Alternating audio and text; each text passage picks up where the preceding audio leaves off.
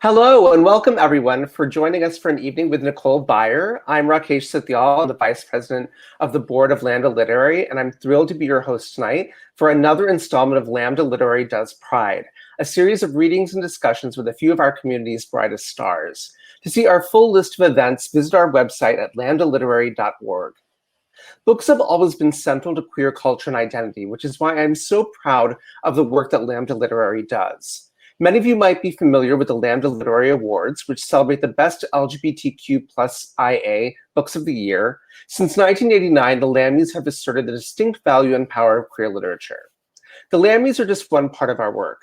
Lambda Literary also brings LGBTQIA plus books into schools so that kids, especially queer and trans youth, can see themselves reflected in the books they read in school. And as somebody who's participated in this program, I love it so dearly, and it's so important to the work that we do. We also prepare future generations of queer writers by offering the only writing residency in the world exclusively for emerging LGBTQIA plus writers. These programs and others are only possible because of financial support from people like you, which is why I ask that you make a donation to Lambda Literary tonight by clicking the donate button at the bottom of your screen. Like many people and organizations, the COVID-19 pandemic has an enormous impact on us, and this June we need to raise $25,000 to continue our work throughout the year ahead. Please help us ensure that Lambda Literary can continue to respond creatively and powerfully as we move through this tumultuous time. With that, I will introduce tonight's very special guest.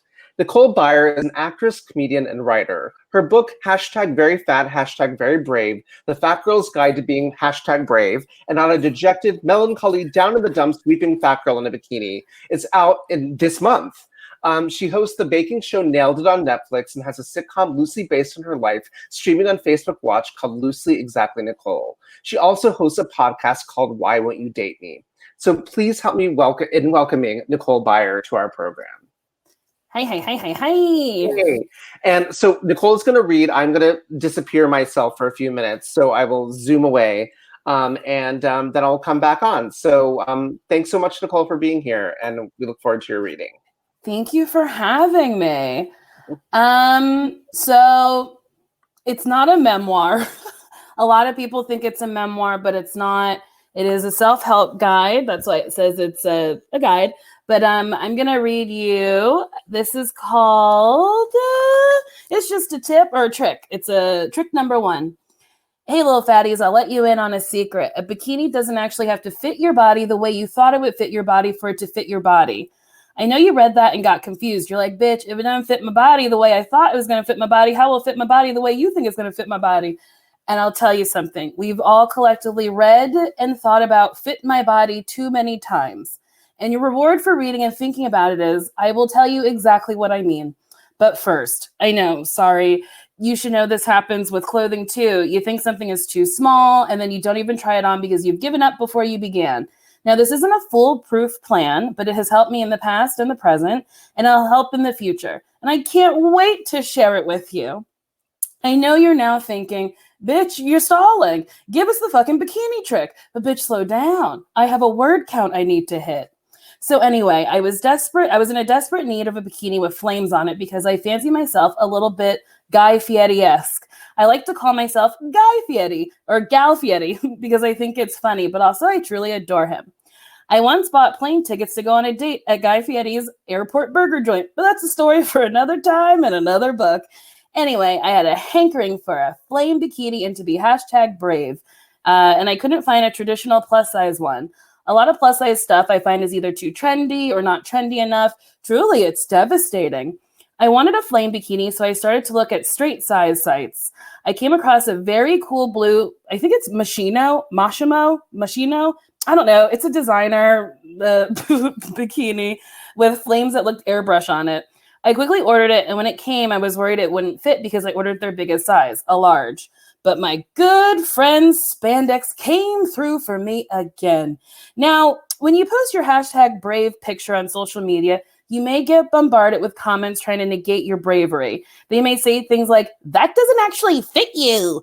But let's get real. If it snaps, if it clamps, if it closes, it fits. It may show off your rolls, bumps, and lumps, but guess what? That shit is there anyway, so why not show it off? And I'll let you know how this relates to clothing too. I, for one, have very small titties, so if a shirt or dress is stretchy, I can probably get it on. Oh, also, there's a picture of the bikini that I bought. And it says, because that large fit my ass, to put in perspective, I usually wear a 3X or a 22, 24. Anything's possible with spandex. So anyway, I have small titties. So if a shirt or dress is stretchy, I could probably get it on my big fat body. Will it look painted on? Probably. Will you be able to see the spandex in the fabric? Absolutely. But I like seeing the spandex because I know the shirt's doing its job by working hard to stay on my body. Also, when you can see the shiny spandex, you look like you're glistening. So trick number 2, side motherfucking ties. All you need for a bikini to fit is for it to cover your nasty bits that people don't like to see in public. Front and top, tits and puss, or whatever you got, not my dang business. Trick 3, I do have a disclaimer. This will not work all the time. Oh, wait, first, before I get into trick 3, there's the side motherfucking ties. That bikini has ties in the back as well. And that is also, I think, a large or a medium. And again, it says it right here. It's an extra large bathing suit, and I'm not an extra large in anything. A hotter tip is if the string is on the side and it's not long enough, just buy a longer string. Okay, so trick 3. I do have a disclaimer. This will not work all the time. Spandex isn't your every time friend. Sometimes the spandex won't be enough to help you out, but that's okay. There are millions of pieces of clothing in the world. That said, this bitch doesn't give up too easy. I have another trick. Isn't that exciting? You can have a piece altered. You can buy 2 of those bitches, use one as a base, and the other one to put panels on the side. And boom, you got a cute little thing that's special and unique to you. I've done this with dresses, pants, and bikinis. And sometimes it doesn't work out, but for the most part, it does. And I'm a happy little fatty. That's it. Those are the bikini tricks. Now to sum up, 1, take a chance and try something on that might not be your size. 2, don't be upset if it doesn't fit. 3, if it fits by covering your special private parts and staying on your body, you can alter it to wear the fuck out of it and be #brave. So that's it. That's the part I've chosen to read. Awesome. Thanks so much. I'm curious to hear, I think you're so incredibly talented and you do so many different things so well. And I'm curious to know how this was the idea that you decided upon for your book, because there are many directions you could have gone in. And I'm just curious how that came about. My friend Allison Rich was like, we've done comedy for a very long time together. She was looking at my Instagram pictures where I post things in a bikini and I'd hashtag it very fat, very brave. And she was like, you should turn this into a coffee table book. And I was like, ooh, okay. So then that's what I initially pitched. And then my agent was like, maybe like more words would help. So that's how it became just like a coffee table book of pictures into like a self-help guide. And I was like, I don't want to do a memoir. I haven't lived enough, I'm only 33,000 years old. So like, I got to live to at least 10,000 so I can write a memoir then. Yeah, right. Is it like, how was the process of were you going back through like old posts of yours to figure out what you're going to put in there? Or was it like, how did you create it? Like what was the process of putting it together? So the process was like super chaotic. I reached out to a couple photographers. Some of them were like very busy and very expensive, but my friend Kim, not that she wasn't expensive, I paid her, a nice sum of money, but she wasn't as busy as the other people I shot. And I had just shot with her and I was like, whoa, she like really captures me in a way that I think is special. So then I approached her and we hadn't really known each other super well, but I was like, we're going to be like spending a lot of time together. So we like went to dinner to see if we like meshed well. We meshed well. And then I have like 100 bikinis. So I had like a loose idea of actual places I wanted to shoot. And then some things just like came along as we went. Like I wanted to get a shot in the frozen section of a supermarket. She's Asian, I'm Black. I was like, I don't want to deal with anyone trying to be angry with us for doing that. So we ended up taking a picture like in a shopping cart. And that's like one of my favorite pictures that was not planned. Oh, that's so awesome. It's funny because I feel like we hear this refrain often from a lot of the students that we do events for Lambda Literary. Like we hear a lot of them saying, like basically they try to create the books that didn't exist for them, or they Mm-hmm. seek out the books that show them themselves, like in a way that they haven't seen before. And I'm curious if that was part of like the genesis of this, like the idea that you're like, I didn't have this, so I decided to create this. Was that part of the process, or No. yeah? That question implies I think deeper than like, I'm gonna do this. It never occurred to me that like a book like this doesn't really exist. There's very few books with big black fat bodies on the cover wearing literally nothing. Yeah. That wasn't a thought, but it's a good thought. I'm glad it exists because I hope a little fatty sees it and is like, oh, okay, so there's room for me in this world. So I have to mention something to you because I edited Guy Branum's book, Oh, I for which love you did Guy. this wonderful video, and I adore him. I think he is a gorgeous writer and a wonderful person. And I'm just curious, like, during this time, I think so many of us are isolated and we're not necessarily finding the community that we necessarily had prior to when this happened. A lot of it's online. And I'm curious if they're like comedians and other writers or people that are sort of giving you solace during this period, because it's tough. It's like I think we're all kind of like Mm-hmm. trying to make sense of what's going on right now. I mean, me personally, I'm friends with a lot of comedians and a lot of writers. So like anytime I FaceTime one of them, like I know I'm just gonna like laugh because they're all very Yeah. funny people. So like I still communicate with all my dear friends, and I've done like social distancing hangs with my dear friends. Mhm. So like those are the people who are, getting me through this. Yeah. Are like in your like joke writing process, like I think you were mentioning earlier how like, obviously people are not performing in the ways that they used to. Like we're Mm-hmm. not like it's not a regular practice that people have right now.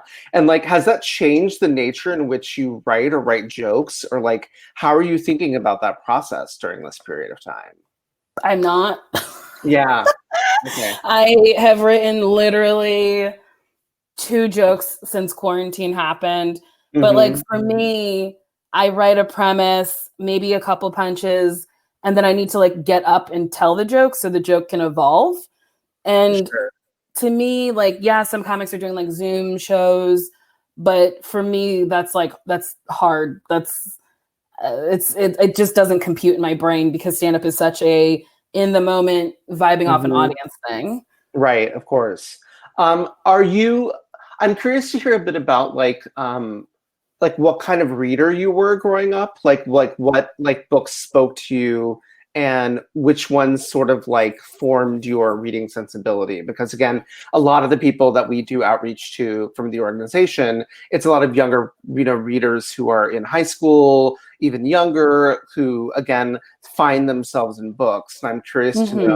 know, what that was like for you, and like which books spoke to you, or which authors, meant a great deal to you when you were growing up. When I was growing up, I very much loved the Babysitters Club. Ah, yes, Anne M. Martin truly was serving it to me. yeah. Um, I also really liked Sweet Valley High. Yep. Yep. I liked Goosebumps. I liked R.L. Stein's Fear Street.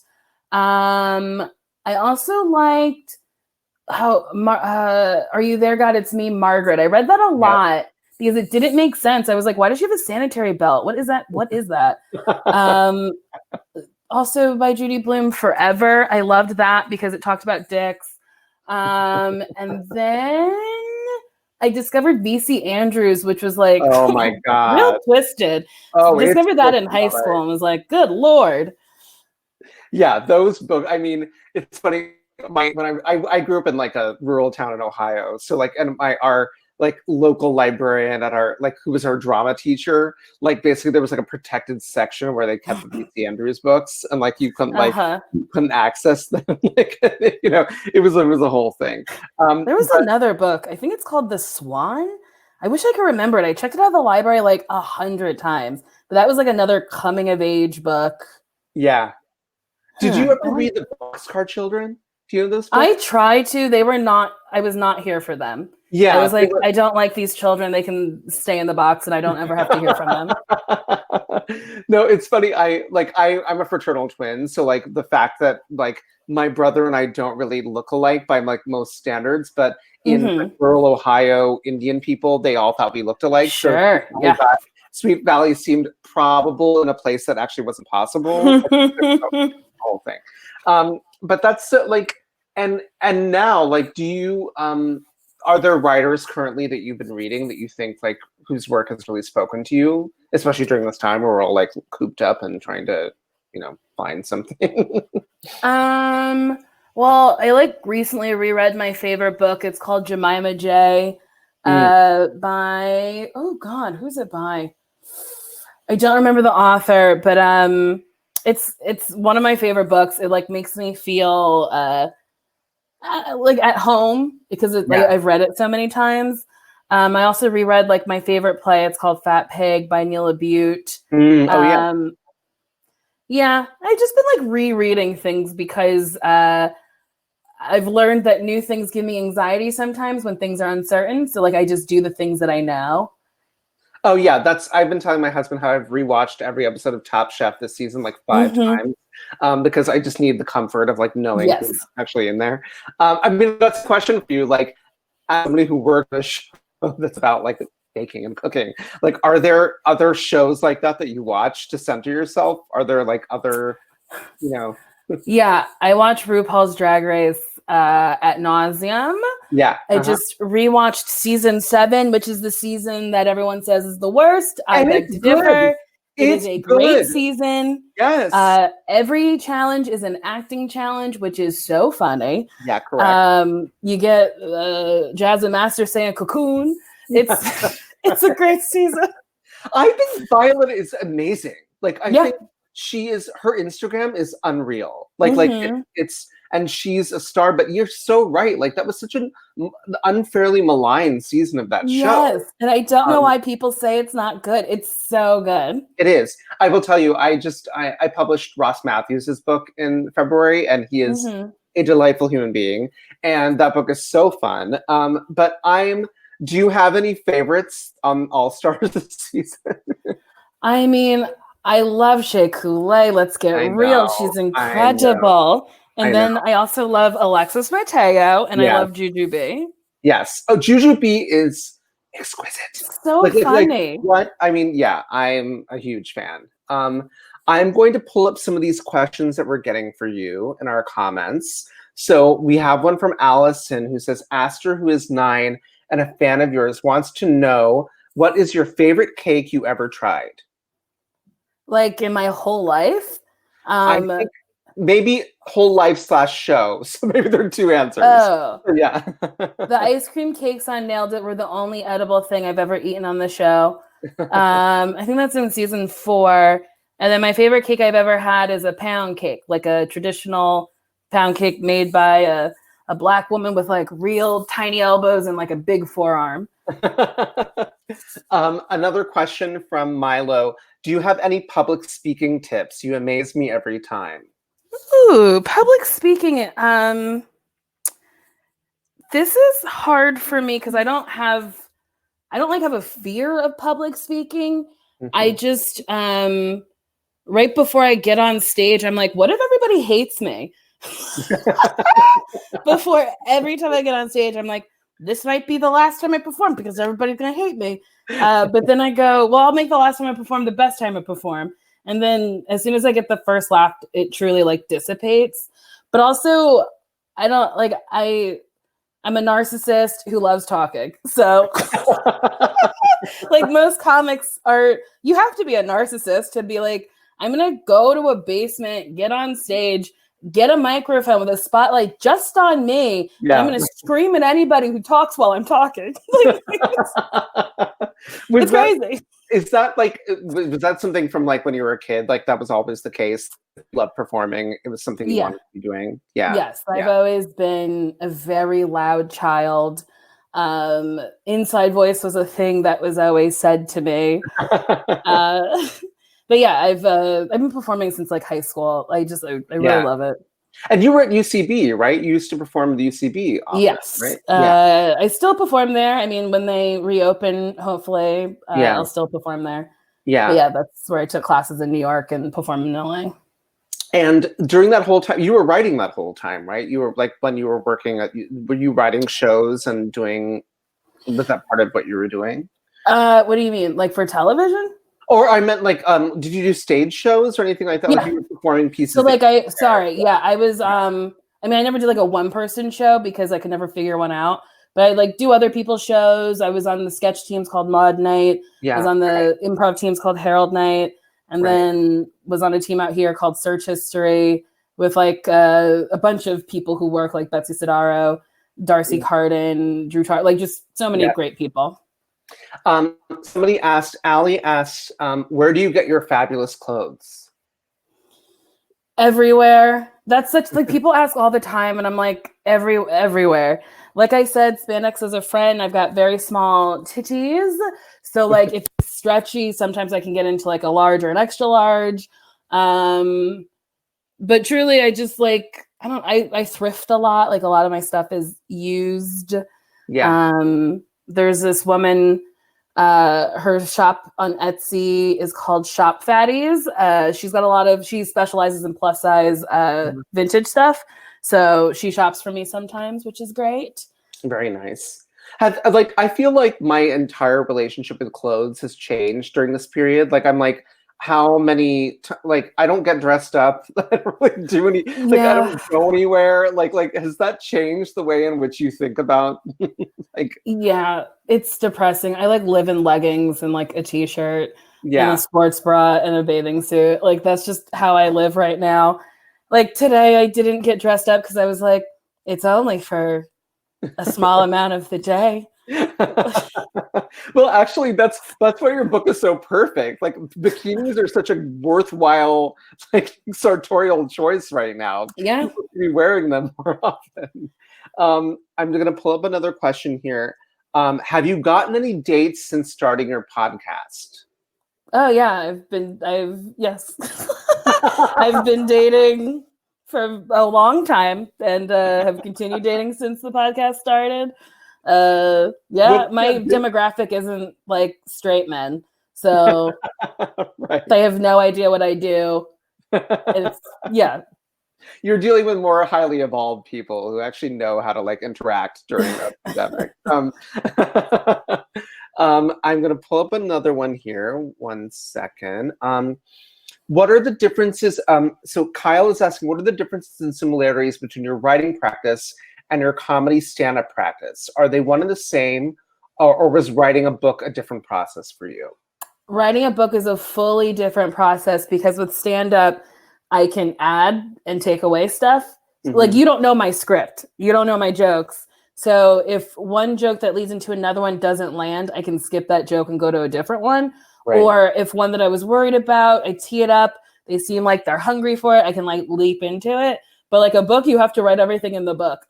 Yeah, right.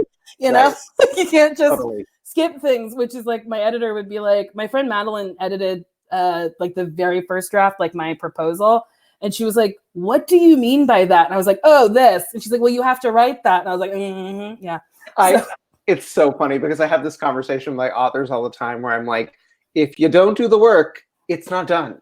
You actually have to put it down to see where you are and what you got, you know? When you think about this process, if you were to write another one, is there something you would do differently about that process? What do you think? What have you learned from doing that process that would be helpful? I bought an iPad because it was smaller to write on. Yeah. I will not write on an iPad. It's just something I won't do. So I just have to take my computer with me when I travel. Right.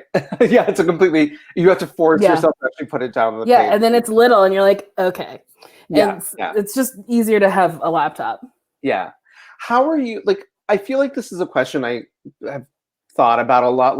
How are you doing during all of this? Is it, because somebody like you're so talented on stage and you so much of your life is performative. Like it's being on stage and engaging with an audience. And I don't know, like, does it feel limiting? Is it somewhat liberating somehow? Or is it just like, how are you feeling about this time that we're in, basically? I mean, once like lockdown started, I had a therapy session where I was like, I know everyone's affected, but like this is really affecting me. Because my whole life is people. Like I interact with people on the way to the airport, in the airport, the car ride to the hotel, and then 3 nights a week I do comedy for like 200 people who change five times in 3 days. Or I'm on a set where I'm interacting with people, or like I'm hanging out after a show if I do one in LA. And now it's like, you can't be near the people, you can't perform, you can't work, you're now stuck inside, and you're like, okay, I didn't realize how much I needed people.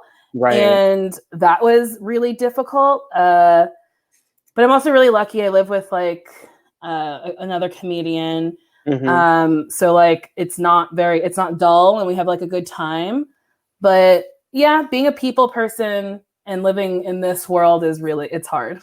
Yeah, I can imagine. I mean, I think like, I'm trying to think of like, when you're having conversations with other comedians who are in this situation, like, has there been any kind of group talk about like, I don't know, like what you make of this moment? Like do you all think, is there a general sense that like we assume we will not be performing for people in a regular sense until next calendar year? Is it like people are trying to work on pilots and other things that they have control over that don't involve live performance? Like are there some common themes you're seeing in terms of what people discuss? Well, a lot of my friends aren't writing and aren't doing very much. Like they're working here and there, but like I feel like the general consensus is like, why write jokes if you're not performing them? Right. Yeah.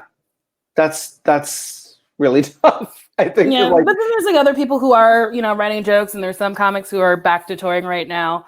I just can't fathom that. No. I mean, I am assuming that like nothing is going to be normal for the foreseeable future. Wait, I'm going to pull up another question we got here.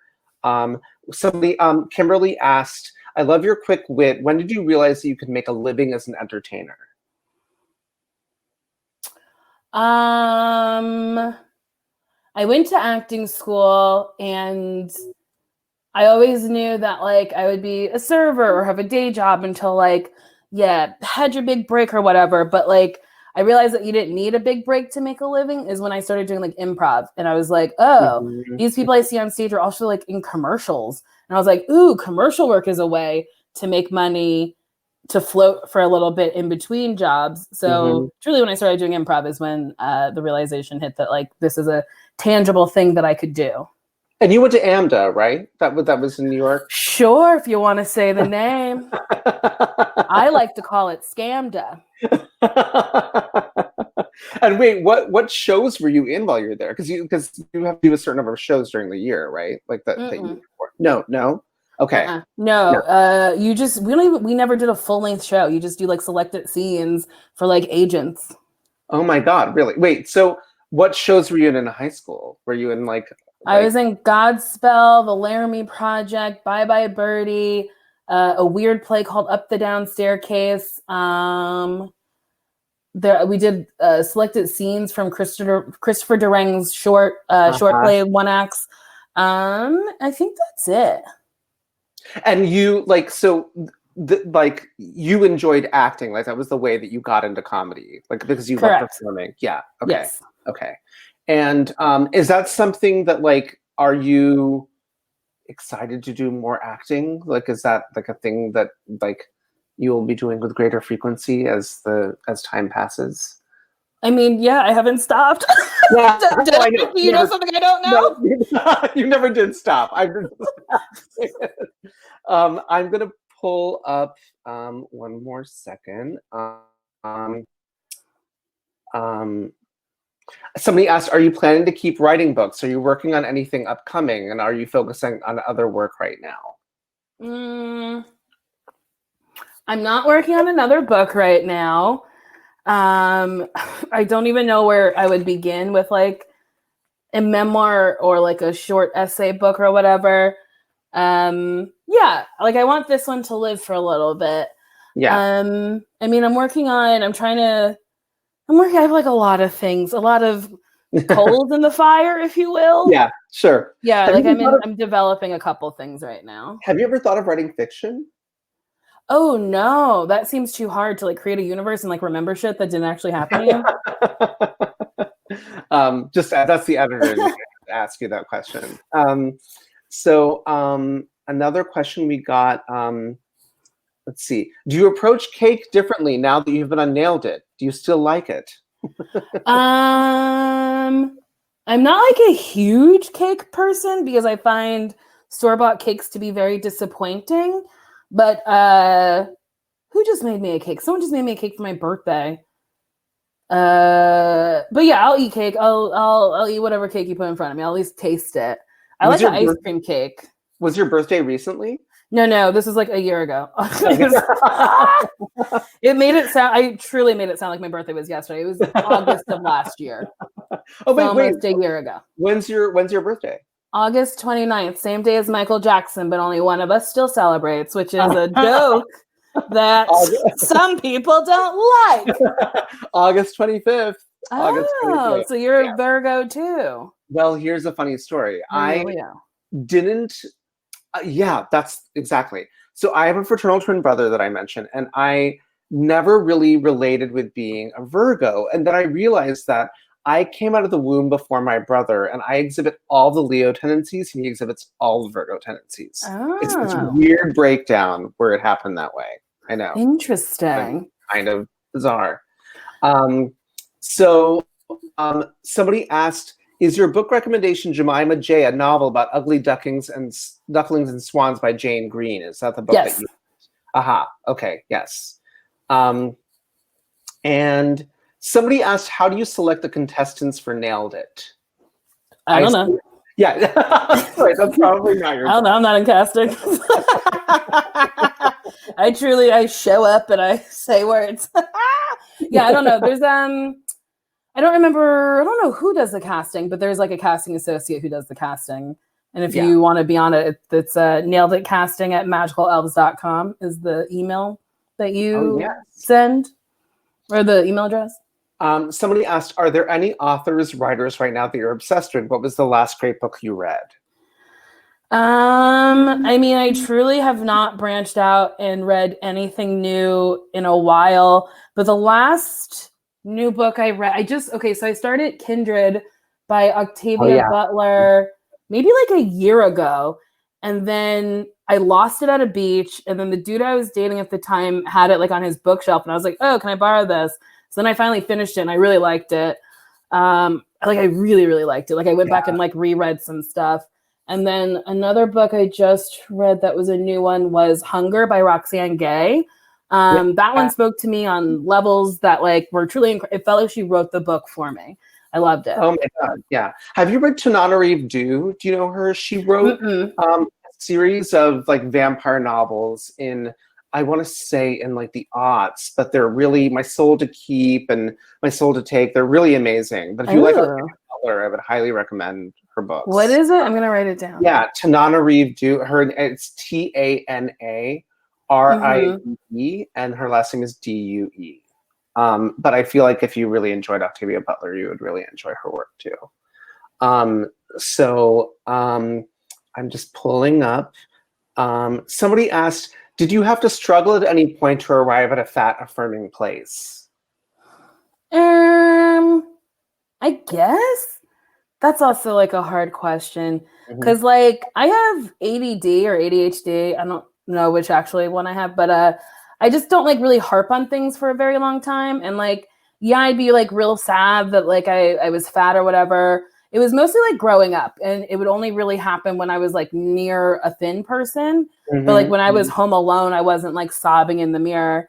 And it just kind of like, I had an epiphany one day. I was like, wait, why am I wearing a cardigan in the summer? Like people know my arms are fat through the sleeve. So like, will people die if I show them the fat arm sleeveless? And Right. I went out one day and nobody died. And I said, oh, okay, I guess I keep doing this. Right. So yeah, it was truly like one day. And before that, I used to wear like very skin tight clothes. So like, Mm-hmm. I was never hiding my body. Right. Right. I'm curious to know. With your book, you're doing a series of virtual events, basically? Like, Mm-hmm. you're doing kind of a virtual book tour that people can come see you on? So Yes. where can they, should they just go to your website to see the various, um, Yeah, you can go. Well, the link in my Instagram, actually, my website, I think, is up to date.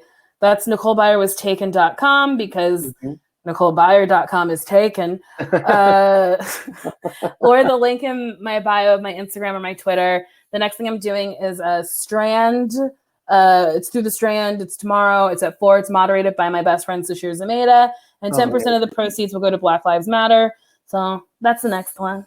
That's amazing. Well, I can't thank you enough for making the time to be with us tonight. I think you are just a source of joy in this world during this like Thank really difficult you. time.